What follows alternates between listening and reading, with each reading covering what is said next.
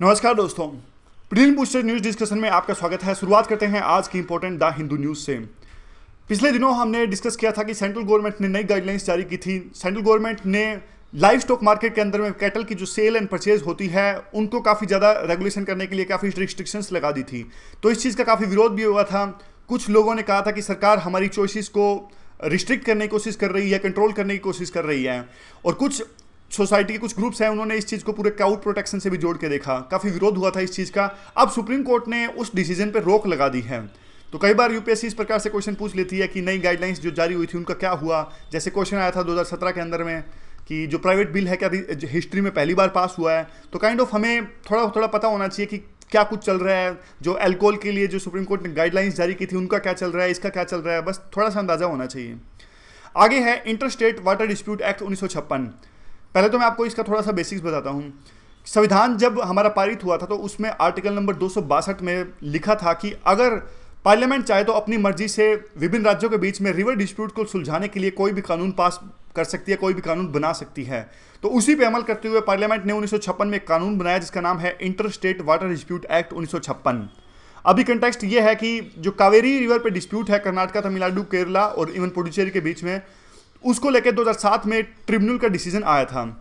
तो अब उसके खिलाफ में अपील फाइल की गई थी सुप्रीम कोर्ट के अंदर में और उस पर हियरिंग चल रही है। अब एक और आपको इंटरेस्टिंग बात बताऊं तो जो ये 1956 में जो एक्ट बना था उसमें साफ साफ लिखा गया था कि सुप्रीम कोर्ट जो है वो रिवर डिस्प्यूट से रिलेटेड जो मुद्दे हैं उन पे किसी तरह की सुनवाई नहीं कर सकता, दखलंदाजी नहीं कर सकता। तो आप बताइए कि फिर क्यों सुप्रीम कोर्ट दखलंदाजी करता है। देखिए, ये तो सुप्रीम कोर्ट का आप इसे एक्टिविज्म कह सकते हैं। आर्ग्यूमेंट देता है सुप्रीम कोर्ट की ओरिजिनल ज्यूरिडिक्शन, यानी पहली बार अगर किसी भी राज्य को प्रॉब्लम है, अपने उनको लगता है कि हमको प्रॉपर पानी नहीं मिल पा रहा है, तो वो सेंट्रल गवर्नमेंट के पास में जाएगा और सेंट्रल गवर्नमेंट इस एक्ट के अंदर में एक ट्रिब्यूनल का गठन करेगा और ट्रिब्यूनल पे डिसीजन आएगा, वो फाइनल होगा सुप्रीम कोर्ट का, कुछ दखलंदाजी नहीं होगी। लेकिन सुप्रीम कोर्ट कहता है कि देखिए ओरिजिनल ज्यूरिडिक्शन हमारे पास में नहीं है, लेकिन इवन ट्रिब्यूनल बनाने के बाद में भी अगर किसी स्टेट को दिक्कत है, ट्रिब्यूनल के डिसीजन के खिलाफ में कोई अपील फाइल होती है तो वो हमारे पास में आ सकती है। तो काइंड ऑफ पिछला दरवाजा सुप्रीम कोर्ट ने खोल दिया है। तो ये एक्ट है जो हमने अभी डिस्कस किया कि जो ट्रिब्यूनल के डिसीजन है वो बाइंडिंग होते हैं और सभी पार्टीज पे, लेकिन काइंड ऑफ बाइंडिंग तो होते हैं, लेकिन जैसा हमने अभी डिस्कस किया कि सुप्रीम कोर्ट में फिर से अपील फाइल की जा सकती है। आगे है नर्मदा एंड सरदार सरोवर डैम। हमने पूरा एडिटोरियल इस चीज़ पे डिस्कस किया था कि किस प्रकार से जो हाइट है वो इंक्रीज की जा रही है सरदार सरोवर डैम की। फ्लड गेट्स हैं जो बंद कर दिए गए हैं और हाइट को बढ़ाया जा रहा है 130 मीटर, 133 मीटर तक, 122 मीटर से। काफ़ी सारे जो गांव हैं वो सबमर्ज हो जाएंगे। प्रीलिम में क्वेश्चन आ सकता है डैम के बारे में और नदी के बारे में। सरदार सरोवर डैम की बात करें तो ये गुजरात के नवाग्राम के पास में है। लार्जेस्ट डैम है नर्मदा वैली प्रोजेक्ट के अंदर में, बहुत ज़्यादा इरिगेशन फैसिलिटीज प्रोवाइड करता है। इवन हाइड्रो इलेक्ट्रिक जो पोटेंशियल है वो भी काफ़ी ज़्यादा है। 1979 के आसपास इसे बनाया गया था। और नदी की बात करें तो नर्मदा रिवर जो है वो निकलती है अमरकंटक प्लेट्यू से, यहाँ पे देखिए यहाँ से निकलती है, गिरती है गल्फ ऑफ खंबत में। कुछ इंपॉर्टेंट चीज़ें, जो ये रिवर है नर्मदा, ये रिफ्ट वैली से होकर गुजरती है और डेल्टा नहीं बनाती है, एस्चुरी बनाती है। और कौन कौन सी रिफ्ट वैली? विंध्यास और सतपुड़ा के बीच से निकलती है। बाकी जो पेनिनसुला के अंदर में जो नदियां हैं, ये वैसे यहाँ से पेनिनसुला की शुरुआत होती है नर्मदा तापी से, लेकिन कुछ जो लोग हैं वो इसको पेनिनसुला रिवर्स नहीं मानते। लेकिन ज़्यादातर जो पेनिनसुला नीचे की जो रिवर्स हैं वो ईस्टर्न साइड में जाती हैं और ये दो रिवर्स नर्मदा और तापी ये वेस्टर्न साइड में जाती हैं। मेन नदियाँ वैसे तो और भी काफ़ी हैं, साबरमती है और भी भद्रपूजा, काफ़ी सारी हैं यहाँ पे। और इसके बाद में 3 स्टेट से होकर गुजरती है ये, मध्य प्रदेश, महाराष्ट्र और गुजरात। ठीक है, आगे चलते हैं। अगला है schedule caste and schedule tribes prevention of atrocities amendment act 2015। एक वकील, उड़ीसा की घटना है, एक वकील ने अपने महिला क्लाइंट के साथ में दुर्व्यवहार किया और आरोप लगा कि महिला के दलित होने के कारण में वकील ने ऐसा दुर्व्यवहार किया। तो उन पे अब कार्रवाई होगी इस नए एक्ट के अनुसार, scheduled caste and scheduled tribes prevention of atrocities amendment act 2015। पहले ये एक्ट जो था वो 1989 का था, अब इसे बदल गया है। अब नई तरह के कई ऑफेंस भी इसमें शामिल कर दिए गए हैं। थोड़ा एक्ट में हम चर्चा कर लेते हैं। एक्ट की बात करें तो देखिए कई सारे नए ऑफेंस शामिल किए गए हैं, जैसे कोई भी किसी दलित को वोट देने से नहीं रोक सकता, इरिगेशन यानी पानी की जो सिंचाई की जो साधन है उनको यूज़ करने में नहीं रोक सकता, फॉरेस्ट राइट्स को यूटिलाइज करने से नहीं रोक सकता, मैनुअल स्क्वेंजिंग, देवदासी सिस्टम, इन सब चीज़ों के लिए और फोर्स भी नहीं कर सकता।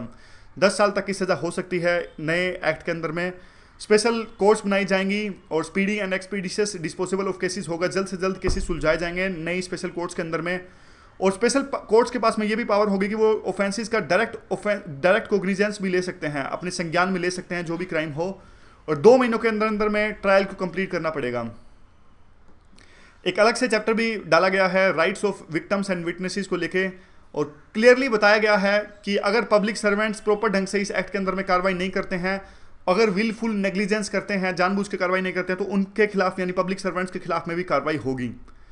इसके अलावा मान लीजिए कोई जानकार अगर इस एक्ट के अंदर में दोषी पाया जाता है, या फिर किसी जानकार व्यक्ति पर या फिर महिला पर आरोप लगता है कि उन्होंने जानबूझ के दलित होने के कारण में अपमान किया, तिरस्कार किया, तो उन पे और भी ज़्यादा कार्रवाई होगी, क्योंकि उनको साफ साफ पता था कि इनकी जो कास्ट है वो शेड्यूल्ड कास्ट है या शेड्यूल्ड ट्राइब है।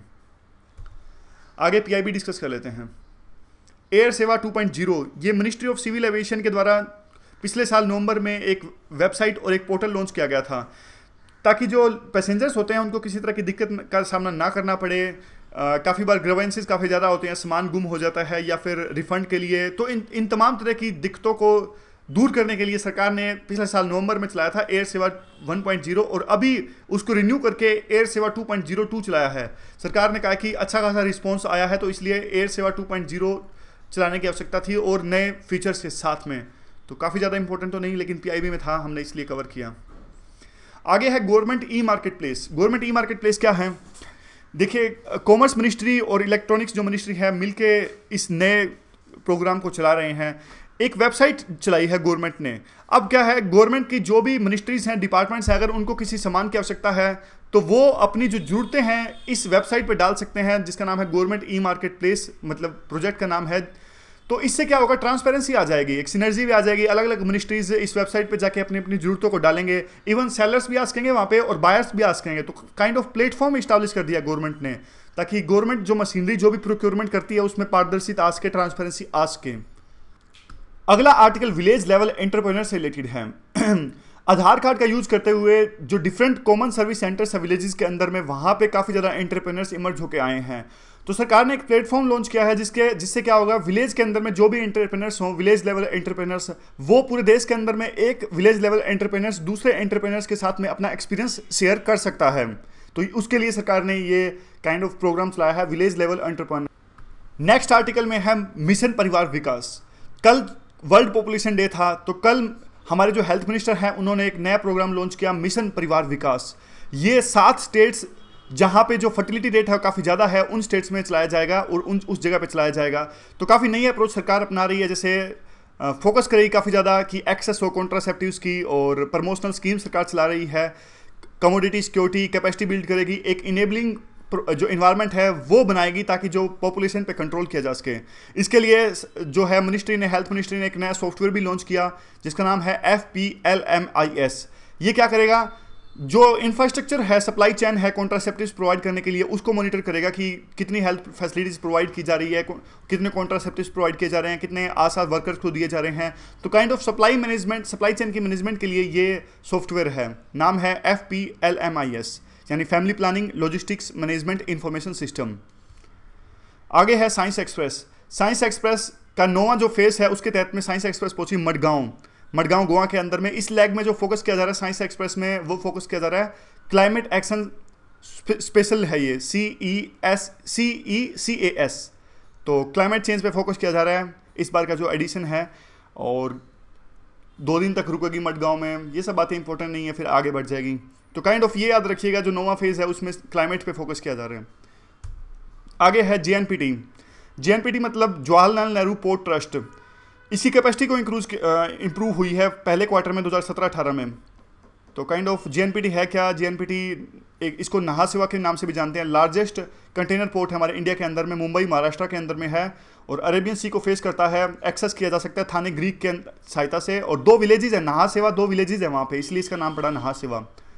और पहले मुंबई पोर्ट बड़ा था, अब JNPT काफ़ी बड़ा है, और पहले मुंबई पोर्ट था उसके ट्रैफिक को कम करने के लिए ही ये JNPT का पोर्ट बनाया गया था। ये एक स्पेशली जो रेलवेज का कॉरिडोर है, वेस्टर्न डेडिकेटेड फ्रीट कॉरिडोर, उसका जो एक टर्मिनल है वो यहीं से होकर गुजरता है JNPT पोर्ट से। आगे स्कीम्स डिस्कस कर लेते हैं।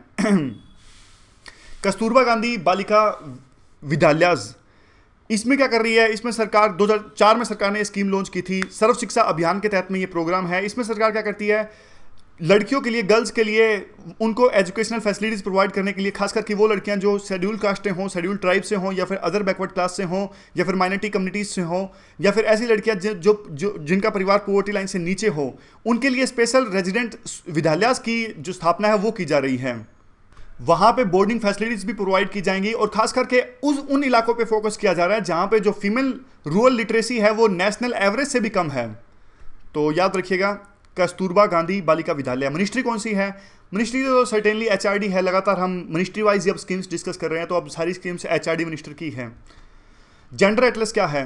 जेंडर एटलस मतलब ये है कि पूरे एरिया के अंदर में जैसे हमारा भारत है, डिफरेंट स्टेट्स के अंदर में जो लड़कियां हैं उनके इंडिकेटर्स कहाँ पे कम है, कहाँ पे ज़्यादा हैं, ज्योग्राफिकल रीजन वाइज जो इंडिकेटर्स हैं वो बताएगा कि कौन सा ऐसा रीजन है जहाँ पे जो फीमेल लिटरेसी काफ़ी कम है। फिर बाद में उसी हिसाब से फोकस किया जा सकता है उन्हीं चीज़ों पे। समझ गए? पूरे अपना इंडिया का मैप होगा, फिर उसमें बताए जाएंगे कि कौन से एरिया में फीमेल लिटरेसी कम है, कहाँ ज़्यादा है, ताकि जो स्कीम्स प्रोवाइड करती है गवर्नमेंट उसी हिसाब से प्रोवाइड की जा सके। तो लिटरेसी के साथ साथ और भी ज़्यादा इंडिकेटर्स हैं जिस पे फोकस किया जाता है जेंडर एटलस में, जैसे डिसेबिलिटी या फिर शेड्यूल ट्राइब्स, मुस्लिम minority, specific gender related educational indicators. तो कई सारे इंडिकेटर्स हैं। आगे है स्वच्छ भारत स्वच्छ विद्यालय। ये जो प्रोग्राम स्टार्ट किया था गवर्नमेंट ने 2014 में किया था। सेपरेट टॉयलेट्स बनाने का प्रावधान था, बॉयज़ के लिए अलग, गर्ल्स के लिए अलग, और department of school education and literacy के द्वारा ये प्रोग्राम चलाया गया था। सरकार का लक्ष्य था कि 1 साल के अंदर इसे कंप्लीट करना था, और फंडिंग दी जा रही थी काफ़ी सारी स्कीम्स के अंदर में। सर्व शिक्षा अभियान, राष्ट्रीय माध्यमिक शिक्षा योजना, Swachh Bharat course, states and union territories, इन सब चीज़ों में ये फंडिंग दी जा रही थी, और काफ़ी सीरियस थी सरकार इस प्रोग्राम के प्रति। Prime minister excellence award for 2016 में भी इसको रिकॉग्नाइज किया गया था। आगे है राष्ट्रीय आविष्कार अभियान। एम क्या है इसका? जो 6 से 18 साल तक के बच्चे होते हैं उनके अंदर में जागरूकता पैदा करना, साइंस के लिए, मैथमेटिक्स के लिए, टेक्नोलॉजी के लिए। तो फोकस करता था ये प्रोग्राम ताकि इनोवेशन और एक्सपेरिमेंटेशन की ललक जगाई जा सके स्टूडेंट्स के अंदर में। यूनिक कैंपेन है ये, यूनिक कंसेप्ट है जो कि स्टार्ट किया गया है एचआरडी मिनिस्ट्री यानी ह्यूमन रिसोर्स डेवलपमेंट मिनिस्ट्री के द्वारा, ताकि बच्चों के सेम बात है कि जागरूकता पैदा की जा सके, एक इंटरेस्ट पैदा किया जा सके बच्चों के अंदर में, ताकि आगे जाके वो make in India, teach in India, digital India में अपना कंट्रीब्यूशन दे सकें। आगे है पढ़े भारत बड़े भारत। कई बार ऐसा देखने को मिलता है कि जो छोटी क्लास के बच्चे होते हैं, जैसे क्लास फर्स्ट और क्लास सेकंड, उनको लिखना नहीं आता, पढ़ना नहीं आता। तो उनको जब लिखना पढ़ना नहीं आएगा तो आगे की क्लासेस में जाके वो काफ़ी पीछे छूट जाते हैं। तारे ज़मीन मूवी की तर्ज पे उनको जब पढ़ नहीं सकेंगे तो कैसे वो नॉलेज को अडोप्ट करेंगे। तो सरकार ने स्पेशल 2014 में ये एचआरडी मिनिस्ट्री के द्वारा प्रोग्राम लॉन्च किया गया था, और सर्व शिक्षा अभियान के अंदर में ये प्रोग्राम आता है, जिसमें शुरू की जो कॉम्प्रिहेंसिव लैंग्वेज जो कैपेबिलिटी है उस पर फोकस किया जाता था क्लास फर्स्ट और क्लास 2 में। इसके अलावा मैथमेटिक्स स्किल पे भी फोकस किया जाता है। तो 2 चीज़ों पे फोकस किया जाता है क्लास 1 क्लास 2 के लिए। एक तो लैंग्वेज लिखने और समझने की जो कैपेसिटी है, और दूसरा मैथमेटिक्स स्किल्स। खत्म हो गए। क्वेश्चंस देख लेते हैं इस डिस्कशन के बेस पे कौन से बनते हैं, आप आंसर दीजिएगा। नीचे फेसबुक पेज पे आप लाइक कर सकते हैं, यहाँ पे भी आपको सारे के सारे जो हम नोट्स शेयर करते हैं, डिस्कस करते हैं, वो आपको यहाँ मिल जाएंगे।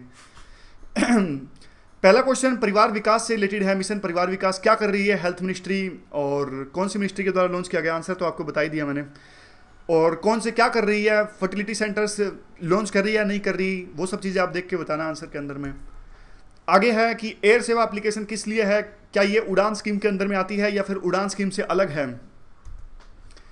राष्ट्रीय आविष्कार अभियान कौन सी मिनिस्ट्री ने स्टार्ट किया, और उसके बाद में 6 से 18 साल तक के बच्चों के लिए क्या ये है या नहीं है, और क्या गवर्नमेंट कर रही है साइंस मैथमेटिक्स टेक्नोलॉजी, क्या ये इन चीज़ों में जो है जागरूकता पैदा कर रही है बच्चों के अंदर में या नहीं कर पा रही, मतलब एक इंटरेस्ट पैदा कर पा रही है या नहीं कर पा रही। आगे है गवर्नमेंट ई मार्केट प्लेस क्या है, किस लिए है, कौन सी मिनिस्ट्री है। साला दर्पण क्या है, कल हमने डिस्कस किया था, काइंड ऑफ रिवीजन है आपके लिए। साला दर्पण क्या है, किसके साथ में मिलकर चलाया जा रहा है। रिकैप कर लेते हैं। सुप्रीम कोर्ट ने स्टे लगाया, जो गवर्नमेंट की नई गाइडलाइंस थी वो हमने डिस्कस किया। Inter state water dispute act discuss किया, सरदार सरोवर डैम डिस्कस किया, नर्मदा डिस्कस की, और बाद में scheduled caste and scheduled tribes amendment act 2015 ये भी हमने डिस्कस किया। उसके बाद में क्या है, पीआईबी में हमने एयर सेवा डिस्कस किया, government e marketplace discuss किया, Aadhaar and citizen empowerment, village level entrepreneurs ये डिस्कस किया, मिशन परिवार विकास डिस्कस किया, साइंस एक्सप्रेस जेएनपीटी डिस्कस किया। स्कीम्स के अंदर में कस्तूरबा गांधी बालिका विद्यालय डिस्कस किया, जेंडर एटलस डिस्कस किया, स्वच्छ भारत स्वच्छ विद्यालय डिस्कस किया, राष्ट्रीय आविष्कार अभियान, और पढ़े भारत बड़े भारत। तो पढ़ते हैं और आगे बढ़ते हैं, कल आगे बढ़ेंगे। तो थैंक यू वेरी मच। आज के डिस्कशन में बस इतना ही।